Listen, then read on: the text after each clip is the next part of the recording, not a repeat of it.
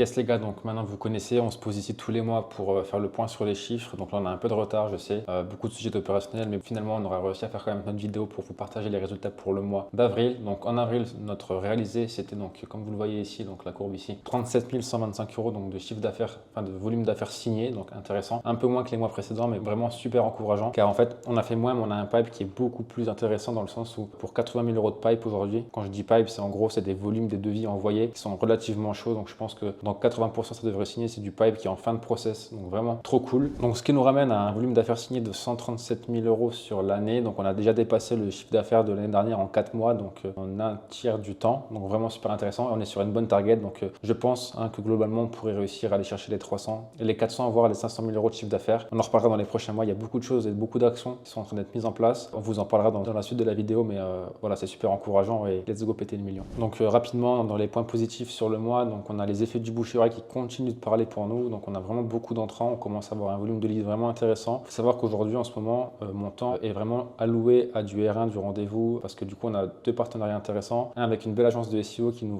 envoie des leads, plusieurs dizaines par mois, et également notre système d'apporteurs d'affaires qui nous ramène aussi beaucoup de leads. Donc sur LinkedIn, beaucoup de personnes voient nos posts, ils ont peut-être pas des besoins, mais par contre ils ont peut-être dans leur réseau des personnes qui ont des besoins, ils ont confiance en nous, ils nous envoient des leads, et récupèrent 10% du volume d'affaires signé sur le devis au paiement, donc vraiment intéressant pour eux. Par contre, comme vous le savez, donc l'entrepreneuriat c'est des hauts et des bas, donc on a quand même eu aussi donc ce mois-ci une première expérience négative avec un client, un beau client avec un beau devis, je peux vous dire le montant, c'était 16 000 euros. Du coup on s'assoit sur une belle somme. Par contre, quand on est assez mature, qu'on comprend en fait le temps passé, la charge mentale et les effets en fait de travailler avec des clients qui sont pas investis, qui savent pas ce qu'ils veulent et qui ne sont pas prêts à investir leur temps dans la bonne conduite d'une mission, au final le temps perdu est beaucoup plus élevé. En fait les pertes sont beaucoup plus élevées que le montant du devis que vous avez signé qui ne sera pas au final validé.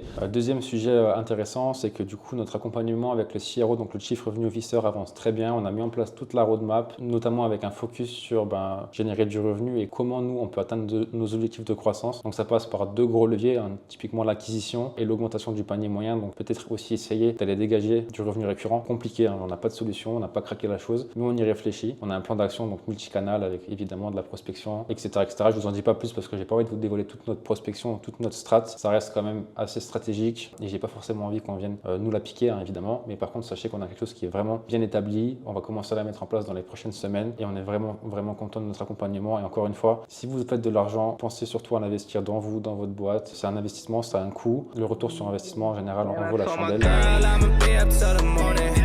Pour les gars, on vient de finir un rendez-vous client assez important et je voulais vous en parler parce que c'était assez fou. En gros, pour vous donner un peu de contexte, on a réalisé un website pour une grosse boîte de Web3 il y a 6 mois. Ça s'est super bien passé et cette semaine en fait il y a le Token 2049 à Dubaï.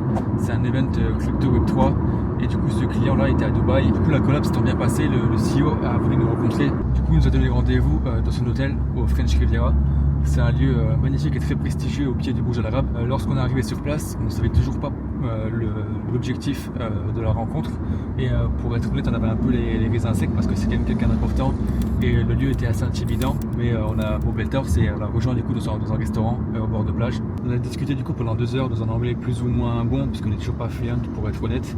Mais on arrive à se faire comprendre et c'est le plus important. Il nous a parlé du coup de ses objectifs, des enjeux de l'entreprise et de ses besoins. Et on a conclu sur un très beau deal. Donc pour vous résumer grossièrement, en fait c'est un écosystème qui regroupe 6 entreprises et c'était pour l'une de ces boîtes qu'on allait travailler il y a 2 mois. Et comme ça s'est bien passé, il veut qu'on s'occupe en fait de l'ensemble de son écosystème, donc les 6 sites. Ce à quoi nous avons bien évidemment répondu favorablement et on a ensuite discuté pour voir comment avoir une collaboration win-win. En sortant de l'hôtel, on s'est regardé avec Sandro et on s'est tapé une gigabar parce que on se demandait ce qu'on faisait là et on se revoyait 3 ans en arrière quand on a lancé Gemeos dans le studio parisien avec pour première mission un flyer pour une boucherie halal en Suisse. Et ça fait plaisir de se rendre compte du chemin parcouru parce que malheureusement on est souvent tête dans le guidon, pied au plancher et on ne prend pas suffisamment de hauteur. On ne réalise pas assez le chemin parcouru et c'est dans ces moments là qu'on se rend compte qu'on a quand même bien avancé. Pour en arriver là, on a beaucoup charbonné, surtout qu'on était en side business pendant 2 ans et demi, donc c'était des journées à rallonge et des week-ends complets à travailler. Donc ça fait plaisir de voir que le travail paye, c'est une aventure de dingue, ça nous passionne vraiment d'accompagner des startups de plus en plus ambitieuses avec des projets de plus en plus impactants et de rencontrer ce genre de personnes ultra inspirantes. Et du coup ce qu'il faut retenir de tout ça, c'est que faire de belles choses ça prend du temps, c'est beaucoup de travail et si vous faites les choses uniquement pour faire de l'argent le plus rapidement possible, vous parce que vous n'êtes pas prêt à faire les sacrifices et les efforts sur le long terme. Parce qu'entreprendre, en fait, c'est un marathon, c'est pas un sprint. Le week-end dernier, on a invité des potes d'enfance à Dubaï et on s'est fait kiffer tous ensemble. Ça fait du bien de pouvoir couper complètement pendant 3 jours parce que ce début d'année était intense et c'est pour ces moments-là qu'on charbonne, pour pouvoir profiter avec les copains, la famille et pour avoir des souvenirs de fou.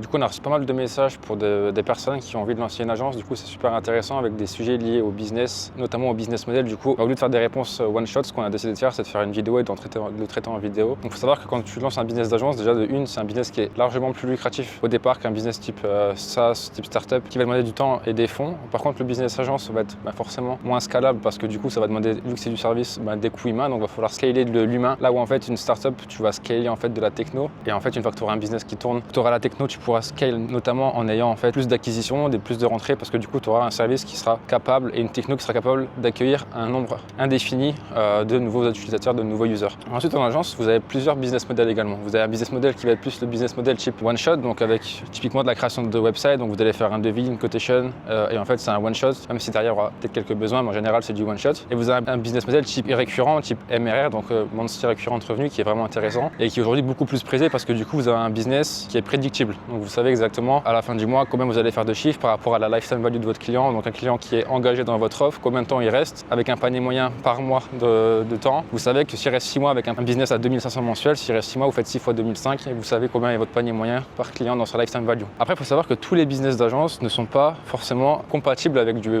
récurrent. Typiquement, on a essayé de craquer la chose en faisant du récurrent avec Gmeos. Compliqué quand c'est du website, c'est compliqué d'aller shipper de l'offre sur du récurrent. On a essayé typiquement à la Design John, je ne sais pas si vous connaissez, qui lui fait du MRR, donc de l'abonnement mensuel sur de la création de design, mais c'est totalement différent parce que lui s'attaque pas à un marché français, s'attaque à un marché qui est américain ou anglophone et du coup beaucoup plus à l'aise avec ça. Là où nous au final en France, c'est très compliqué d'aller signer de la presta comme ça. On avait essayé avec une offre productisée, ça n'a pas marché. C'est pas grave, le but c'est d'essayer. Le but c'est de tester, d'apprendre de ses erreurs et d'évoluer. Donc aujourd'hui on est dans une offre où on est vraiment sur du one shot, du high ticket, avec du add-on par la suite si besoin, de la création de nouvelles pages, des choses comme ça. Par contre un business typiquement d'agence sur du social media, sur du social ads, sur de l'acquise, etc. Du SEO, ça va être beaucoup plus simple parce que déjà typiquement le SEO ça prend du temps, vous devez faire une roadmap, vous devez dire à votre client que ça va prendre 6, 7, 8 mois avec un plan d'action à mettre en place et du coup justifier du récurrent va être beaucoup plus facile et ça va être même conseillé en fait, ça va être totalement différent. Vous allez pouvoir faire un one shot sur par exemple un audit technique, un audit sémantique pour one shot le projet et ensuite envoyer du récurrent. Donc ça c'est intéressant. Si on se vend à n'importe quel moment, à n'importe quel endroit. Merci les frérots. Quand tu verras cette vidéo, merci frérot.